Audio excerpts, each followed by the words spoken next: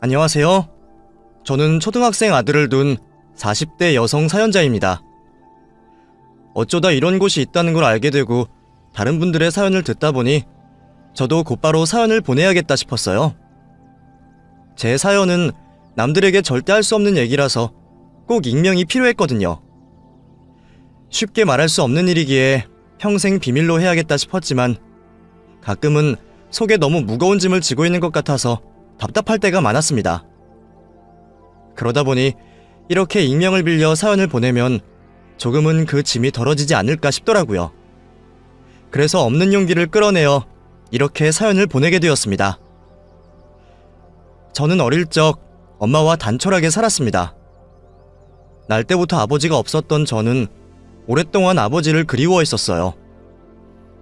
엄마는 아버지가 일찍 돌아가셨다고 말씀하셨지만 아버지 이야기만 나오면 말을 아끼시던 엄마를 보면 그 말을 온전히 믿지는 않았습니다. 집안에 아버지 사진 한 장 없다는 것도 일반적인 일은 아니다 싶었죠. 자라면서 점점 눈치가 생겼던 저도 이상하다는 생각을 못하지는 않았습니다. 그래서 저는 엄마가 나를 낳기 전에 이혼을 하셨거나 아니면 어떤 사고로 미혼모가 되셨거나 자식 앞에서는 차마 말 못할 사정이 있을 거라 생각했죠. 언젠가 때가 되면 그 사정을 얘기해 주시겠지 생각하며 때를 기다렸던 저는 결국 한창 사춘기였던 중학생 시절 그 사정을 알게 되고 말았습니다.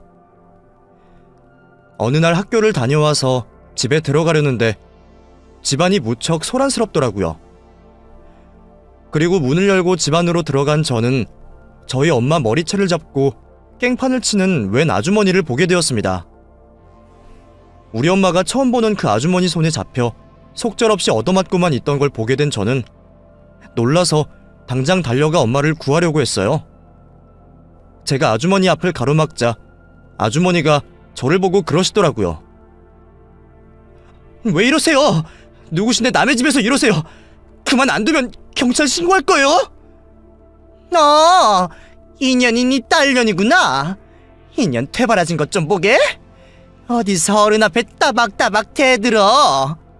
네 딸 보니까 너 같은 년 뱃속에서 나온 년이 맞긴 한가 보네. 이 더러운 거사 저리 안 꺼져? 그만하세요. 참는 건 나 하나면 족하지 왜 애한테까지 그래요? 감히 남의 남편이랑 눈 맞아서 남의 씨 훔쳐간 년이 지 새끼는 귀한가 보지? 이 더러운 년들아! 누군지 모르는 그 아주머니는 처음 본 제게 별별 막말을 다하며 저와 엄마를 모욕했고 그 말에 저는 그제서야 제가 모르고 있었던 아버지의 비밀을 알게 되었습니다. 엄마는 가정이 있는 남자를 만났고 유부남과 외도로 저를 가졌던 거였어요. 그렇게 저는 혼외자로 태어나 아버지라는 사람에게 최소한의 생활비만 받고 있었고 어디론가 돈이 매번 흘러간다는 걸 알게 된 그 집 와이프가 저희 집을 찾아왔던 것이었습니다. 설마 나한테 그런 출생의 비밀이 있을 거라는 생각은 하지 못했던 저는 그 일로 큰 충격을 받을 수밖에 없었습니다. 내가 불륜으로 태어난 자식이었다는 게 도저히 받아들여지지 않았어요. 그리고 제가 가장 사랑하던 엄마가 사람들에게 손가락질 받는 상간녀라는 게 믿을 수가 없었죠. 왜 하필이면 불륜인 건지 저는 남의 가정을 파탄내고 태어나야 했던 제 존재를 부정할 수밖에 없었습니다. 그리고 가장 사랑했던 엄마를 미워할 수밖에 없었죠. 왜 하필 그런 선택을 했던 건지, 왜 나를 그런 자식으로 만든 건지, 엄마를 사랑했던 만큼 엄마를 증오할 수밖에 없었어요. 혼자 자식 키우느라 고생 많은 엄마를 늘 챙기고 걱정했던 제가 그 후로는 엄마를 똑바로 쳐다볼 수가 없었습니다.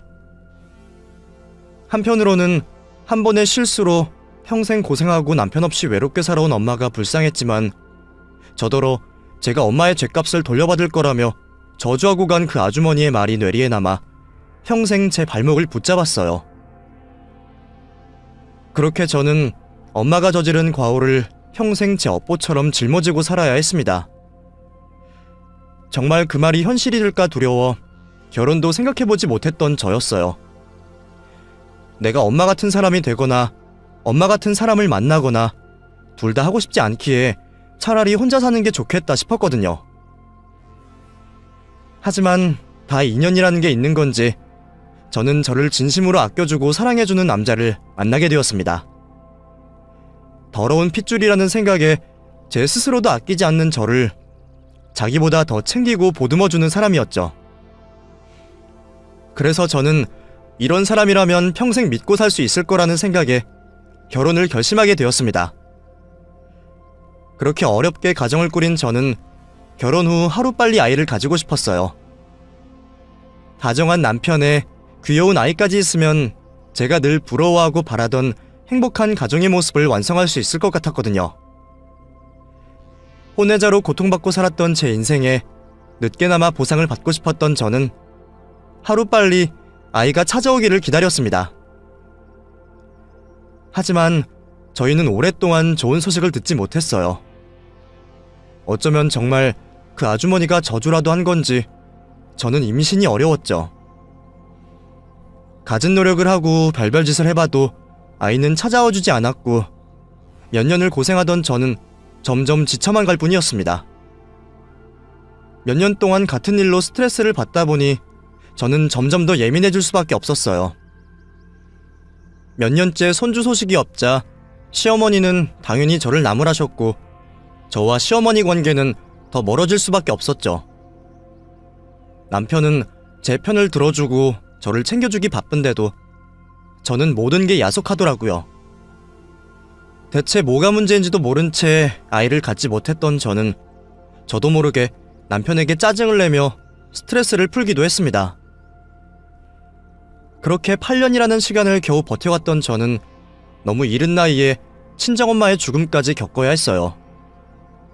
소원한 사이였지만 막상 엄마가 돌아가시니 견디기 힘들더라고요. 계속된 안 좋은 일에 저는 더 이상 버틸 수가 없었습니다. 우울증인지 히스테리인지 저는 더 예민해지고 남편을 더 힘들게 만들었어요.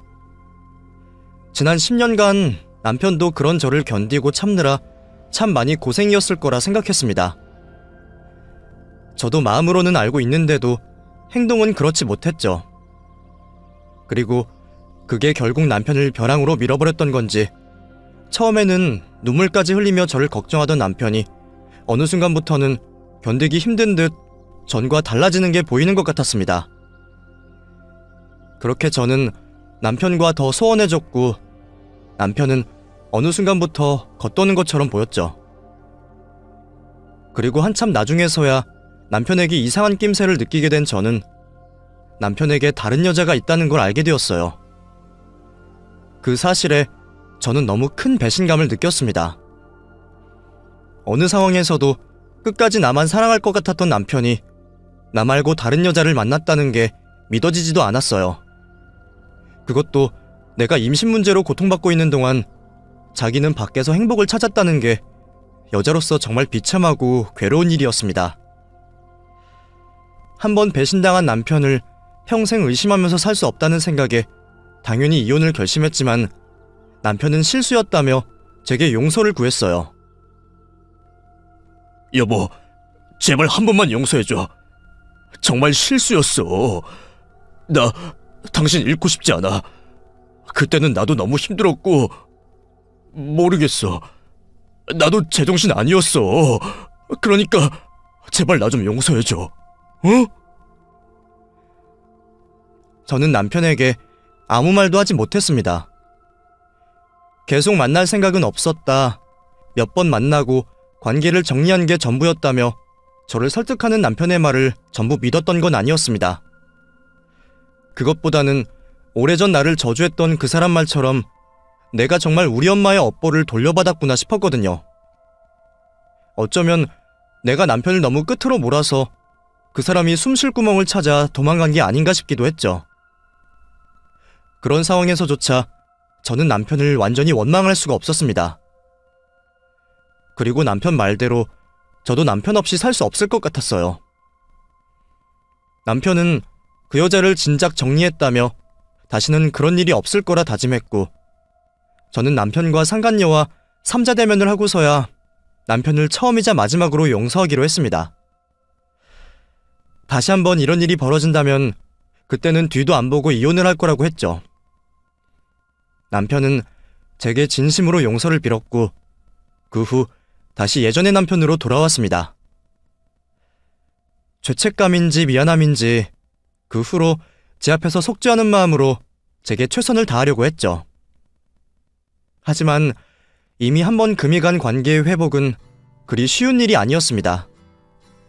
그 일은 남편을 믿었던 제게 너무 큰 상처를 주었고 제가 다시 남편을 신뢰하는 건 무척 어려운 일이었어요. 그렇다고 한번 용서를 하기로 약속하고 부부관계를 유지하려 노력하는 상황에 언제까지 부부 사이가 대면대면할 수는 없는 일이었습니다. 그래서 저는 관계 회복을 하려면 더더욱 아이가 필요하다 생각했어요. 원래 부부들은 시간이 지나면 사랑이 식고 자식들로 엮여 산다는데 우리한테도 자식이 있으면 서로 연결고리가 생겨 버틸 수 있을 것 같았거든요.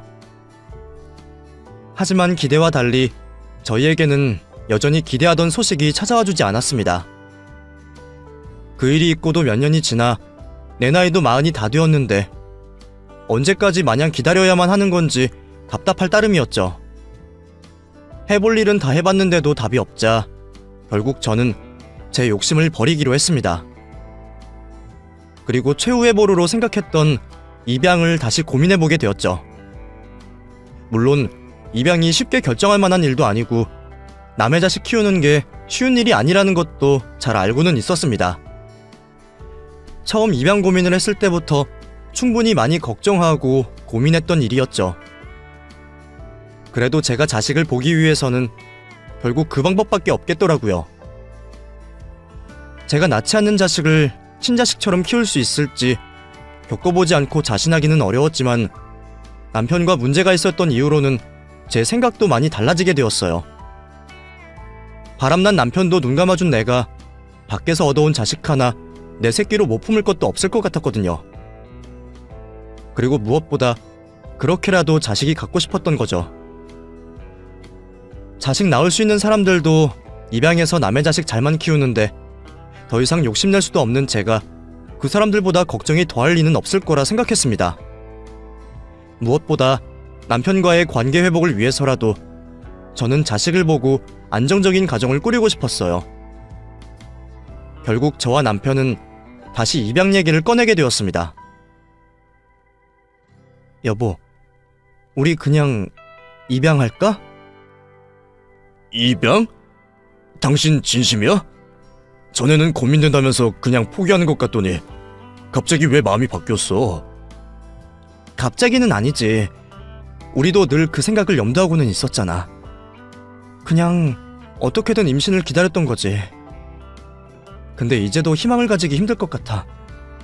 내 나이도 있고 이 나이에 갑자기 안 되던 임신이 된다는 거 불가능이라는 거 당신도 알잖아. 병원에서도 포기하듯이 말하는데 우리가 뭐 잘났다고 하염없이 기적을 바라고 있겠어.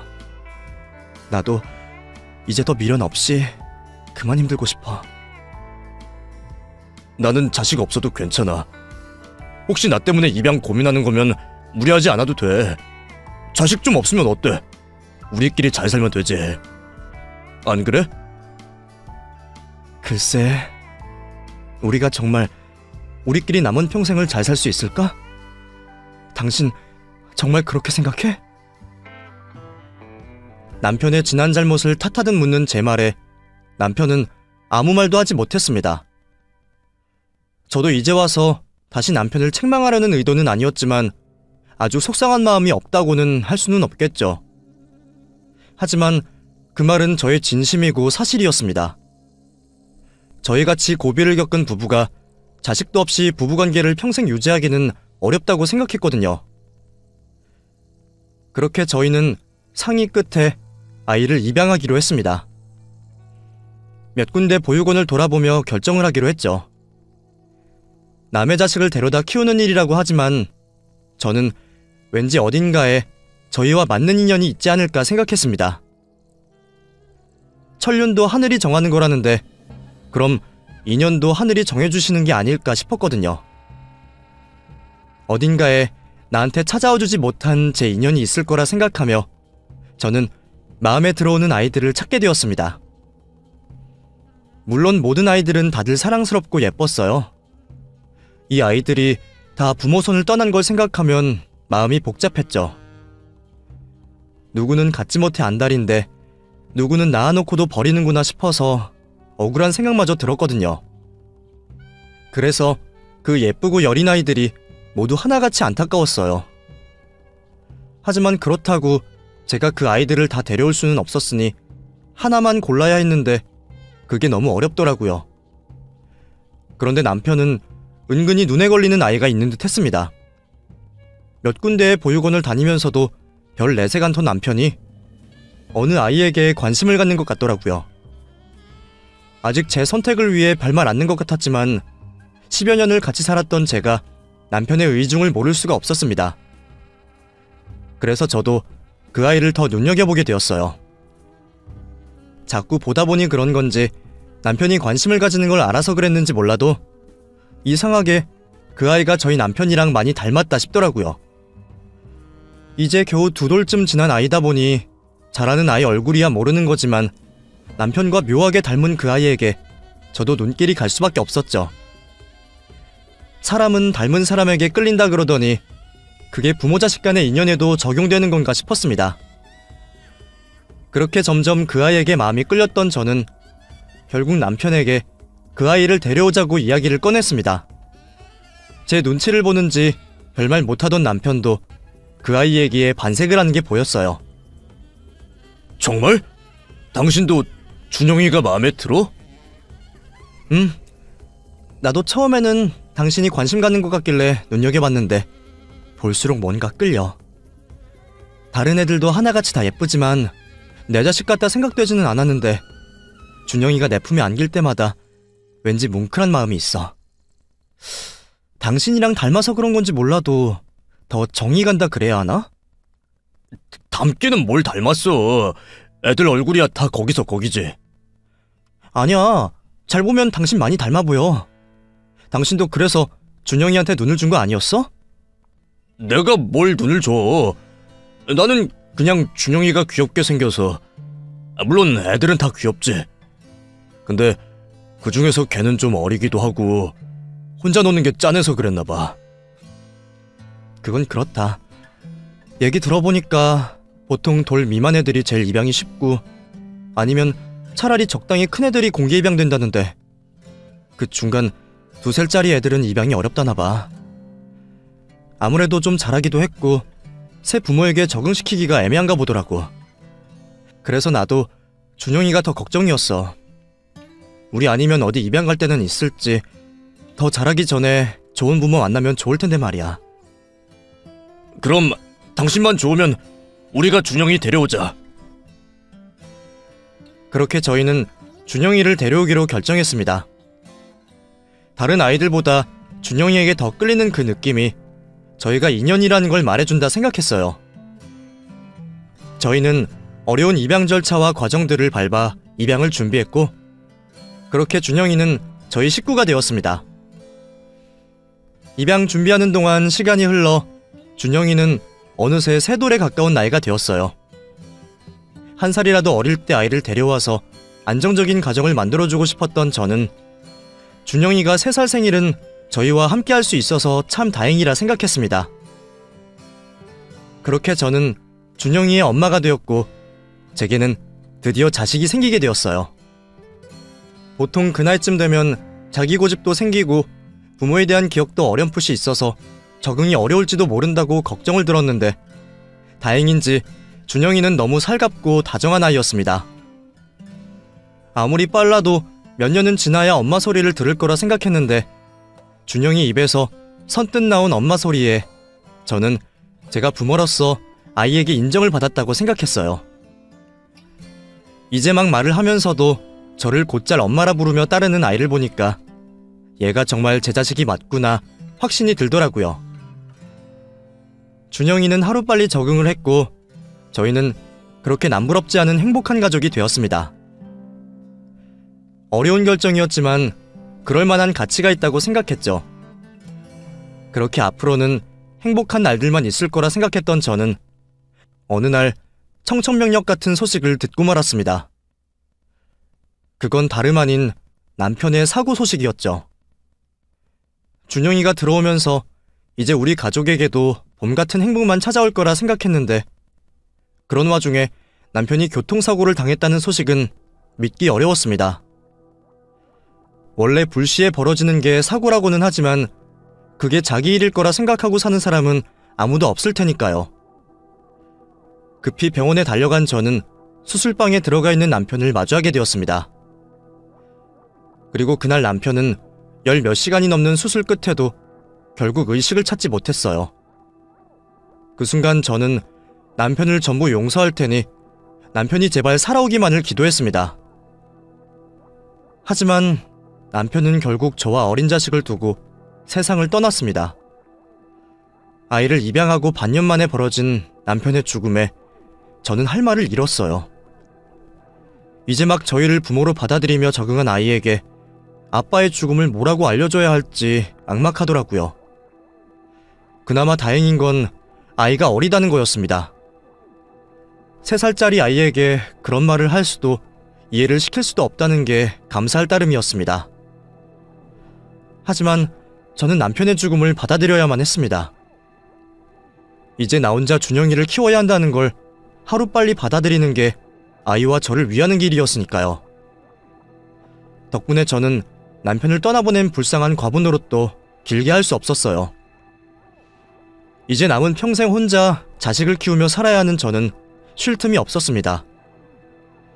외벌이를 자처해준 남편 덕분에 아이와 긴 시간 같이 하려던 제 계획은 틀어졌죠. 당장 먹고 살기 위해서라도 저는 다시 일을 해야 했고 이제 겨우 안정을 찾아가는 아이를 어린이집에 떼어놓아야만 했습니다. 속이 상했지만 그게 사는 길이었죠. 앞으로 나 혼자 평생 벌어서 아이를 잘 키울 수 있을지 현실적인 고민들에 막막하기만 했습니다.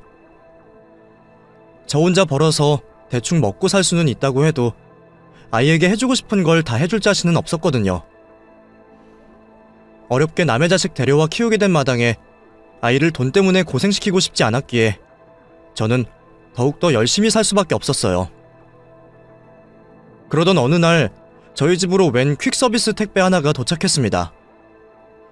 과일 박스 정도 되어 보이는 상자였는데 일단 제 이름에 저희 집 주소로 보내졌다니 받기는 받았지만 보내는 사람 이름이 없는 그 택배에 저는 당황스러웠습니다. 기사님, 이거 누가 보낸 건지 알 수 없나요? 왜 주소나 이름이 없죠? 글쎄요. 저도 회사에서 갖다 주라니까 갖고 온 건지 뭔진 모르겠네요. 근데 가끔 그런 게 있긴 있어요. 받는 사람만 있는 택배.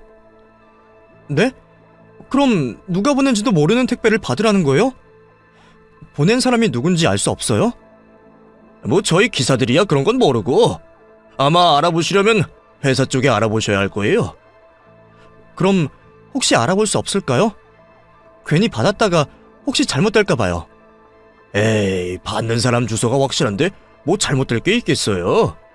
저 바쁘니까 궁금하면 회사에 연락해보시던가요. 일이 많이 밀린 건지 자꾸 캐묻는 제 질문에 귀찮다는 듯 대답하던 택배기사는 제게 회사 전화번호 하나만 남기고 그대로 돌아가 버렸습니다. 결국 어쩔 수 없이 물건을 받아든 저는 무거운 택배를 겨우 들어 집 안으로 들였어요.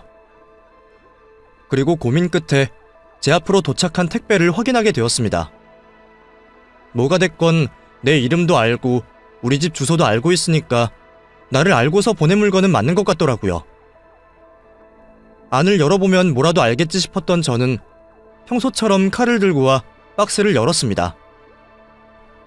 그리고 그 내용물을 확인한 저는 너무 놀라 제 눈을 믿을 수가 없었죠. 박스 안에 들어있던 것은 다름 아닌 돈이었습니다. 5만원과 1만원권이 섞여 여러 다발로 들어있는 어마어마한 양의 돈이었어요. 세상 천지에 택배로 돈을 보내는 사람이 어디 있는지 저는 너무 놀라 손이 떨릴 지경이었습니다.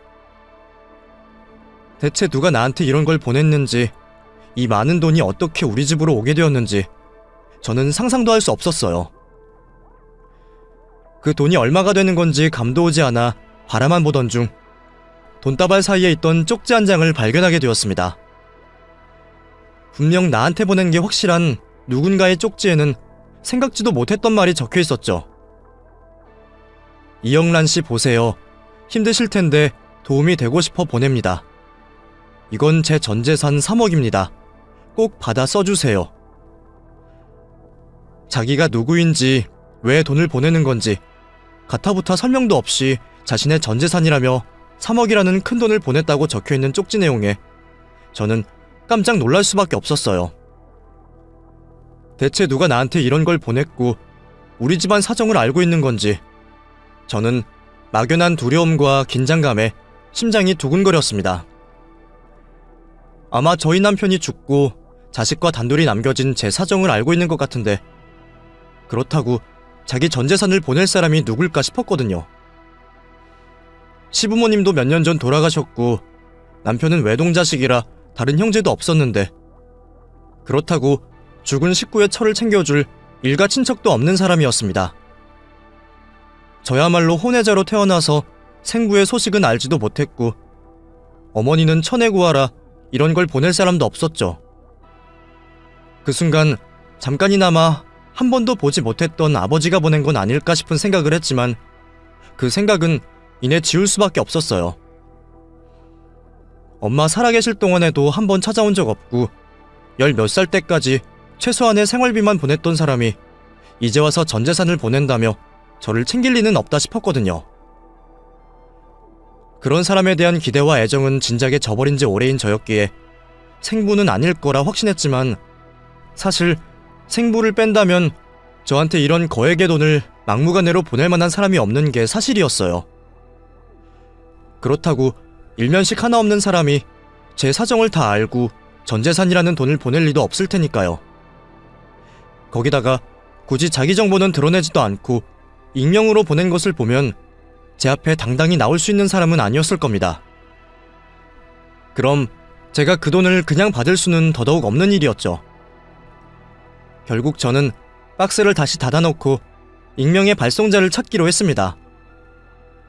낮에 퀵택배 기사한테 회사 번호를 받아놓았던 저는 곧장 회사에 전화를 해봤어요. 익명으로 택배를 받았다며 누가 보낸 건지 알고 싶다고 했더니 그쪽에서는 자기네들도 모른다며 딱 잡아떼더라고요. 그럴 수가 있냐며 자꾸 캐물었더니 이제는 개인정보라며 못 알려준다고 하는 거죠. 답답한 택배업체의 태도에 화가 난 저는 어쩔 수 없이 택배회사로 직접 찾아가게 되었습니다. 가서도 설득을 하던 협박을 하던 보낸 사람을 알아야겠다 싶었거든요. 뭐 끝까지 못 알려주겠다고 한다면 경찰에 신고를 해서라도 알아낼 생각이었습니다. 그런 각오로 회사를 찾아간 덕분인지 그쪽에서도 결국 마지못해 제게 정보를 알려주었습니다. 이름이나 연락처는 개인정보라서 알려줄 수 없지만 자기네들이 택배를 픽업한 위치는 알려주겠다며 주소를 하나 적어주더라고요. 그렇게 주소를 받게 되었지만 그 주소 역시 제가 아는 곳은 아니었습니다. 제가 아는 사람이거나 지인이라면 동네 이름이라도 눈에 익었을 텐데 그곳은 제가 한 번 가본 적도 없는 낯선 동네였어요.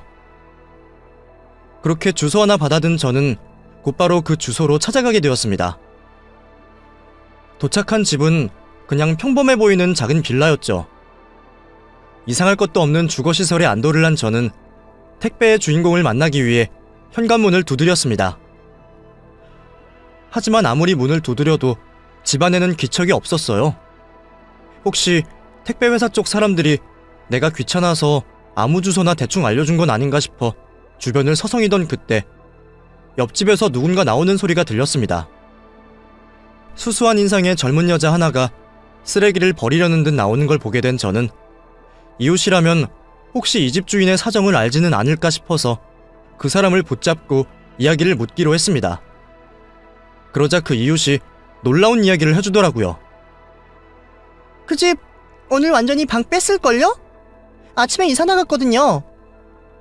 그럼 혹시 어디로 갔는지는 모르세요? 제가 물건을 돌려드려야 할 게 있어서 꼭 찾아야 하거든요.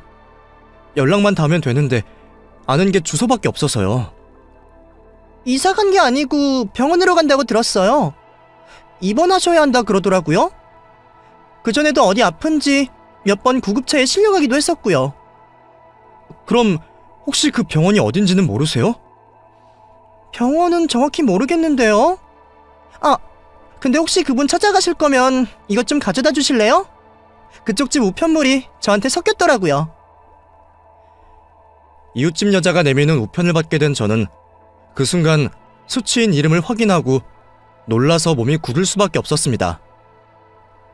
제가 그토록 찾던 택배 주인의 이름이 다름 아닌 제가 잘 알고 있는 이름이었거든요. 최혜린이라는 그 이름은 다름 아닌 남편의 상간녀의 이름이었습니다. 딱 한 번 만났었지만 제가 평생 그 여자를 잊을 수는 없었죠. 내게 3억을 보낸 사람이 그 여자라는 걸 확인하게 된 저는 그 순간 모든 상황을 이해하게 될 수밖에 없었어요. 놀란 저는 너무나 큰 충격에 입을 틀어막으며 도망치듯 그 자리를 벗어날 수밖에 없었습니다. 남편의 상간녀가 내게 전 재산이라며 3억을 보냈다는 게 단순한 일은 아니었습니다. 나한테 미안해서 죄책감에 버린 행동이라기에는 그 금액이 너무 컸죠. 게다가 이제 와서 돈으로 보상 같은 걸 하고 싶었던 거라면 오히려 자기가 누군지 제대로 밝혔을 겁니다. 하지만 자기가 누군지 밝히지도 않고 전 재산이라는 큰 돈을 보냈다는 건 사죄가 아닌 부탁을 하고 싶었던 거겠죠. 내가 그 돈을 필요로 하는데 써주기를 바라면서 말이에요. 그리고 저는 그 돈이 필요한 대상이 누구인지 잘 알 것 같았습니다. 남편과 너무 닮았다 싶었던 제 아들 준영이 말이었죠. 그제서야 저는 준영이를 보면서 느꼈던 기시감이 무엇이었을지 깨달을 수밖에 없었습니다. 그리고 남편이 왜 은근히 입양 이야기를 반겼었고 그 많은 아이들 중에 준영이를 골랐을지도 예상할 수밖에 없었어요. 제가 과대망상을 하는 거라면 오히려 다행이었죠. 하지만 아무리 생각해봐도 제가 예상하는 그 일이 모두 진실일 것만 같은 강한 예감이 들더라고요. 애초에 그게 아니고서는 그 여자가 나한테 그렇게 큰 돈을 보낼 리가 없을 테니까요. 충격과 혼란스러움에 도망치듯 집으로 돌아온 저는 어린이집에서 돌아온 준영이를 재우고 한참 고민할 수밖에 없었습니다. 그냥 저의 의심뿐일지 모르겠지만 준영이의 얼굴을 볼수록 이제는 그 여자 얼굴이 떠오를 지경이었어요. 아니기를 정말 바랐지만 확인하지 않고는 알 방법도 없었죠. 그냥 묻어야 하나 모른 척해야 하나 별별 고민을 하던 저는 결국 고민 끝에 그 여자 앞으로 날아왔다는 우편물을 다시 들여다보게 되었습니다.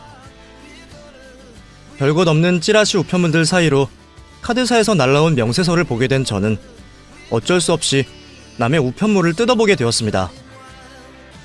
방까지 빼버린 여자를 찾으려면 조금이라도 단서가 있어야 할 테니 다른 선택이 없었어요. 그렇게 저는 어떤 병원에서 결제된 카드 내역을 확인하게 되었습니다. 이웃집 여자가 했던 말처럼 그 상간녀가 어디 아프기는 아팠던 모양이더라고요.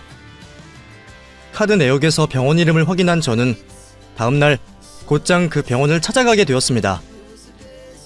그리고 결국 병원에서 그 여자의 입원실을 알아낼 수 있었죠. 하지만 막상 그 여자를 만날 자신이 없었어요. 바람난 남편까지 감싸며 입양했던 아이였는데 이제는 내 자식이라 생각하던 준영이가 사실은 남편과 상간녀의 자식이었고 내 남편이 그걸 뻔히 알고서 나를 속였다는 걸 받아들일 수는 없으니까요.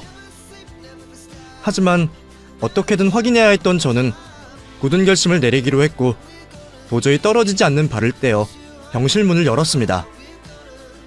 그리고 그곳에서 많이 달라져 있는 상간녀의 모습을 보게 되었죠. 다행인 건지 몰라도 그 여자 역시 제 얼굴을 잊지는 않았던 모양입니다. 나를 한눈에 알아본 그 여자 눈에 당황스러움이 가득했거든요. 여긴 어떻게? 그럼 누가 그런 걸 보내면 알아보지도 않고 덥석 받을 줄 알았어요? 아니면 이사까지 가버렸으니 내가 못 알아낼 거라 생각했나? 죄송해요. 그런 게 아니라 저는 그저 도움이 좀 되고 싶어서 그랬습니다. 그런 핑계 듣고 싶어서 온 거 아니에요. 내가 바보도 아니고 당신이 왜 나한테 그런 돈을 보냈을지 대충 짐작되니까. 준영이 생모가 당신이었어? 단도직입적인 저의 물음에 그 여자는 죄인처럼 처참한 표정으로 아무 말도 하지 못했습니다. 침묵이 긍정이라는 것을 아는 저는 결국 마주하고만 진실에 숨을 삼킬 수밖에 없었죠. 머리로는 이미 알고 있었지만 차라리 아니기를 바랬는데 결국 이변은 없었습니다. 저는 분노와 당혹스러움과 슬픔에 도대체 무슨 말을 해야 할지 모를 지경이었어요. 나를 끝까지 기만하느냐 따져 물어야 맞는데도 파리한 그 여자한테 도저히 소리를 지를 수가 없겠더라고요. 무슨 상황인지 말이나 들어보죠. 대체 뭐예요? 병원에 입원까지 하고 꼴도 말이 아닌 것 같은데. 나한테 전 재산 맡긴 건 무슨 의미죠? 양육비라는 건가요? 예상하셨겠지만 저 얼마 안 남았어요. 사실 보낸 그 돈 제 목숨값이에요. 제가 그런 큰 돈이 당장 있을 리도 없고 살던 집은 월세거든요. 근데 운이 좋게도 제 앞으로 보험금이 나온다고 하더라고요. 그게 3억 정도 되는데 그 돈을 아는 지인이 먼저 빌려주기로 했어요. 내가 죽으면 대신 보험금을 수령하기로 하고요. 그래서 돈부터 먼저 보낸 거예요. 내 목숨값으로 준영이랑 영란 씨한테 도움되고 싶어서. 그럼 처음부터 준영이 우리 집에 보낼 생각이었던 거예요? 내 남편이랑 둘이 짜고? 믿으실지 모르겠지만 그건 아니었어요. 준영이 태어난 거 그 사람은 처음에 몰랐어요. 나 혼자 내 호적에 올려서 낳았고 평생 제가 키우려고 그랬어요. 그런데 병을 알게 되고 매일 병원 다니면서 제가 아이를 챙길 수가 없었어요. 언제 죽을지 모르는 시한부 인생인데 제가 아이를 데리고 있을 수는 없잖아요. 그 사이 방치하느니 보육원에 보내는 게 맞다 생각했죠. 물론 그 전에 아이 아빠한테 말을 하긴 했었어요. 당신 몰래 애를 낳았는데 혹시 데려가 줄 수 있냐고. 그래서 내 남편이 뭐라 그랬어요? 데려가겠다고? 아니요. 왜 자기 허락도 없이 애를 낳았냐고 화를 내면서 안 된다 하더라고요. 그때 나랑 있었던 일은 철저하게 실수였고 와이프한테 더 상처 줄 수는 없다고. 대신 양육비를 보내겠다고 하길래 그냥 됐다 그랬어요. 그리고 결국 아이는 보육원에 보내게 됐죠. 근데 나중에 그 사람도 그 일을 알게 됐던 모양이더라고요. 내 사정도 알게 됐고요. 그 사람이 작정하고 영란 씨를 속인 건지 어쩐지 모르겠지만 저도 준영이가 그 집에 입양된 것 보고 깜짝 놀랐어요. 솔직히 영란 씨한테 미안하지만 아이를 위하면 다행이라 생각했어요.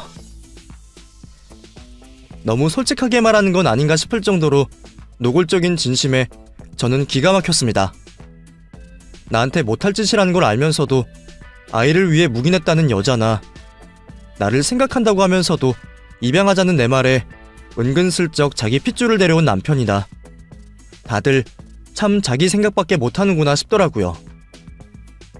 그런 게 부모 마음인지는 모르겠지만 아무것도 모르고 뒤통수를 맞은 저는 속에서 천불이 날 지경이었습니다.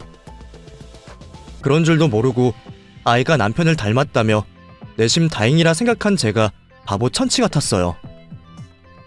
할 수만 있다면 죽은 남편을 데려와 뺨이라도 때리고 싶었죠. 잘못한 거 잘 알고 있습니다. 처벌받을 거라 생각해요. 어쩌면 아이 아빠나 저나 지금 천벌을 받고 있는 건지도 모르죠. 그 사람도 갑작스러운 사고로 떠나버렸고 저도 이제 곧 꺼질 목숨이니까요. 근데 아이는 잘못이 없잖아요. 그리고 영란 씨도 죄가 없죠. 그래서 제가 속죄를 할 수 있는 길은 그것밖에 없을 거라 생각했어요. 보상이라고 해야 하는지 지원이라고 해야 하는지 모르겠지만 뭐라도 도움이 되고 싶었거든요. 그렇다고 사죄받을 생각도 아니었습니다. 그냥 제가 끝까지 모른 척하고 아무것도 안 하기에는 미안해서 그랬어요. 그 여자는 제 앞에 무릎을 꿇고 사죄를 하며 눈물을 펑펑 흘리고 있었습니다. 사람을 가지고 놀아놓고 미안하다는 생각은 든다는 게 참 이상하다 싶었어요. 그럼 애초에 그런 짓을 벌이지 않았으면 될걸 어쩌다 이런 파국을 만들었나 한탄만 나오더라고요. 아무리 실수였다고 하나 두 사람이 제게 씻을 수 없는 상처를 준 건 사실이었습니다. 그리고 그 후 일이 어떻게 꼬였던 한번 발등 찍힌 제게 또다시 그런 짓을 했던 거잖아요.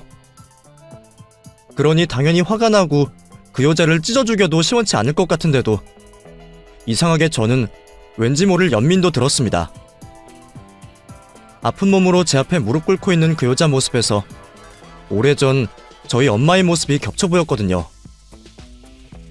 남자 하나 잘못 만나서 상간녀로 낙인 찍히고 생겨버린 자식을 외면하지 못해 평생 미혼모에 혼외 자식 낳은 더러운 여자로 살아야 했던 저희 엄마가 그 여자와 참 많이 닮아 보였어요. 그걸 동정이라 해야 할지 연민이라 해야 할지 모르겠지만 이제 와서 그 여자만을 비난하기에도 조금은 미안했죠. 제일 큰 잘못이라면 결혼한 몸으로 다른 여자를 만난 제 남편일 텐데 이제 와서 제가 죽은 남편을 살려서 탓하고 욕할 수도 없었으니 말이에요. 그 여자만 탓하기에는 조금 불공평하지 않나 싶은 생각이 들었던 저는 더 이상 그 여자를 욕할 마음도 기력도 없었습니다. 죽음을 앞두고 있는 여자를 죽이겠다고 복수를 할 수도 없고 저는 완전히 손발이 다 묶인 상황이었으니까요. 그냥 이 상황을 어떻게 받아들여야 할까 그게 제일 걱정이었죠. 하지만 그런 고민에 대한 결정은 생각보다 쉬운 일이었습니다. 이제 모든 걸 알게 되었으니 준영이를 다시 보내야 하나 하는 생각을 했더니 결론이 쉽게 나오더라고요. 저는 무슨 일이 있어도 준영이를, 제 아들을 포기할 수가 없었습니다. 자식을 위해 모든 일을 할 수 있는 게 부모라고 하는데 준영이가 제가 배 아파 낳은 자식이 아니어도 제게는 자식이었고 그럼 저도 자식을 위해서는 무슨 일이든 감수할 수 있는 엄마였어요. 그러니 준영이의 출생의 비밀을 알게 되고 그게 제게 치부가 되고 상처가 되더라도 저는 아이를 위해 제 상처를 묻어야만 했습니다. 그리고 그게 저를 살릴 마지막 길이라는 걸 저는 알고 있었어요. 준영이마저 없으면 제 인생은 정말 암담할 테니 말입니다. 그렇게 저는 마음의 결정을 내렸고 그 여자의 바람대로 아이 생모의 목숨값을 받기로 했습니다. 혹시나 내가 그 돈을 받아서 당신을 용서하거나 이해한다고 생각하지는 말아요. 당신이 실수로 그랬던, 나한테 미안하던 말던 상관없고 그냥 우리 준영이를 위한 선택이니까 그 돈은 당신이 바라는 대로 준영이를 위해서 쓸 겁니다. 아이가 자기가 부모한테 버려진 게 아니라 사랑받고 걱정받고 있었다는 건 알아야 하니까요. 그리고 그 돈으로 준영이는 내 자식으로 잘 키울 거예요. 당신 대신 잘 키운다, 그런 소리는 안 할 거예요. 당신이 그 애를 포기한 순간부터 준영이는 내 자식이었으니까. 자기 자식 목숨 바쳐 키우는 게 부모 당연한 도리니까요. 그렇게 말을 한 저는 병실을 나와 아이에게 달려갔습니다. 그리고 영문 모른 채 저를 반기는 아이를 꼭 끌어안으며 제 다짐을 다시 한번 견고하게 했죠. 아이의 생모가 누구이건 그건 이제 제게 중요하지 않았습니다. 어쩌다 알고 싶지 않은 진실을 알게 되었지만 준영이를 위해서는 생모가 누군지 아는 게 다행인 일이다 싶었어요. 혹시 나중에 아이가 생모에 대해 궁금해한다면 제가 무슨 말이라도 해줄 수 있을 테니까요. 그렇게 저는 아이만 생각하기로 하며 제 인생을 건 결정을 내렸습니다.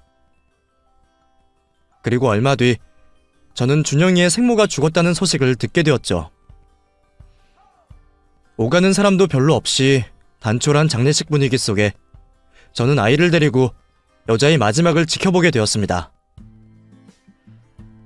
그 여자가 불쌍하거나 안타까워서 갔다기보다는 아이의 생모를 위한 저의 마지막 배려라고 생각했어요. 어쨌건 마지막까지 아이를 걱정하며 자기 목숨값을 내 손에 맡긴 여자이니까 그 정도는 해주는 게 좋겠다 싶었거든요. 아직 어린 준영이는 그 여자가 누구인지 장례식이 뭔지도 모르겠지만 저는 그렇게 아이에게 엄마와 완전한 이별을 할 수 있게 해주고 싶었습니다. 그리고 저도 그 자리에서 준영이와 단둘이 새 출발을 결심하게 되었죠.